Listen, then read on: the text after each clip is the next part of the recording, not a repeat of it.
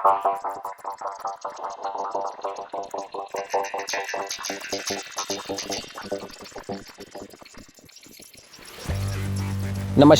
मैं कुमार और आप देख रहे हैं स्टार मिथिला। सहरसा फॉरबिसगंज रेलखंड के लिए कल एक महत्वपूर्ण दिन है। कल 23 दिसंबर को जीएम अंशुल गुप्ता का फॉरबिसगंज जंक्शन का निरीक्षण है। उम्मीद है जो फॉरबिसगंज जंक्शन के निरीक्षण के दौरान अंशुल गुप्ता के द्वारा कल सहरसा से फॉरबिसगंज के बीच या फॉरबिसगंज से दरभंगा के बीच ट्रेन की परिचालन कब होगी, इसकी घोषणा की जाएगी। इससे पहले डीआरएम कटिहार का दौरा लगातार इस भूभाग पर जारी है, इस रेलखंड पर जारी है। एक दिन पहले भी डीआरएम कटिहार फॉरबिसगंज जंक्शन पहुंचे थे। सारी वस्तु स्थिति की वो जांच पड़ताल किए थे। कार्य की गति काफ़ी तेज़ है, इतनी तेज़ है कार्य की गति विगत 1 महीनों से जो कल्पना नहीं किया जा सकता था। किसी स्थान पर अगर आप आधे घंटे के बाद पहुंचते हैं और उसके पहले अगर दृश्य आपको याद है आधे घंटे पहले की और अभी के दृश्य को अगर आप तुलना करेंगे तो काफ़ी चीज़ बदल गई रहती है फॉरबिसगंज जंक्शन पर खास करके।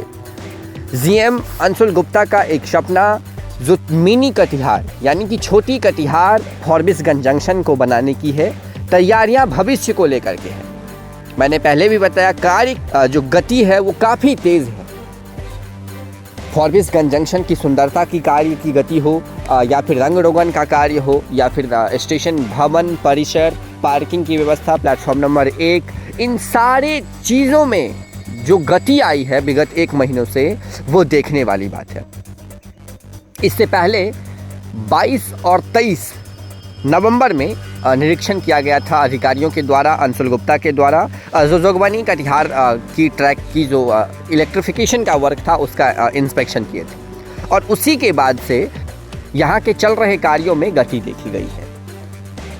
सीताधार नदी के पास की क्या वस्तु स्थिति है, अभी वर्तमान की स्थिति है, हम अगले वीडियो में आपको बताने की कोशिश करेंगे।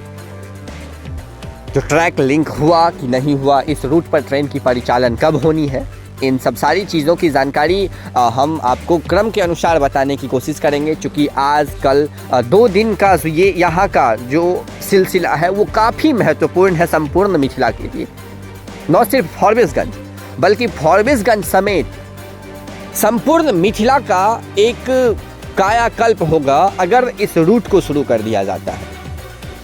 गलगलिया पहुँचने के बाद काफ़ी सारी ऐसी ट्रेनें हैं जो संपूर्ण भारतवर्ष को जोड़ी हुई है, चाहे वो सिलीगुड़ी हो, असम हो या फिर कहीं भी उस क्षेत्र में। और गलगलिया के बाद अररिया तक एक रेल लाइन अभी बन रही है।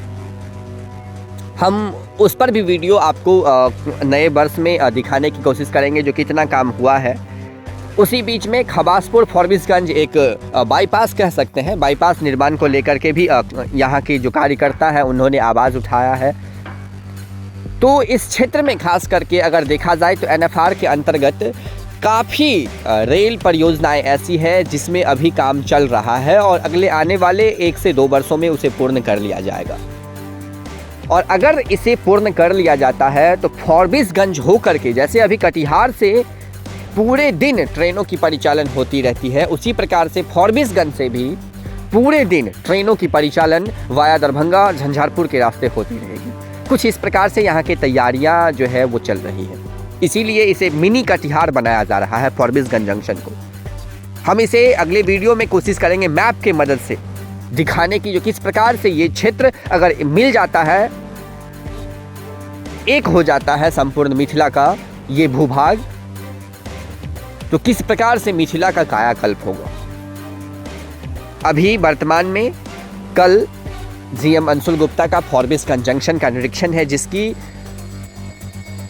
तैयारियां काफ़ी ज़ोरों पर है। कल का दिन काफ़ी महत्वपूर्ण है इस क्षेत्र के लिए।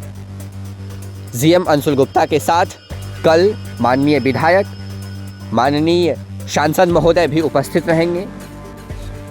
जो अभी बन रहे पुनर्विकास हो रहे एक भवन का उद्घाटन भी करेंगे फॉरबिसगंज जंक्शन पर, जिसकी सारी तस्वीर हम अपने मित्र चंदन जी की मदद से आपको दिखाने की कोशिश करेंगे। आप जुड़े रहें स्टार मिथिला से। हम बहुत जल्द अगले वीडियो के साथ हाजिर होंगे जो अपने क्षेत्र मिथिला से होगा। धन्यवाद, आप देख रहे थे स्टार मिथिला।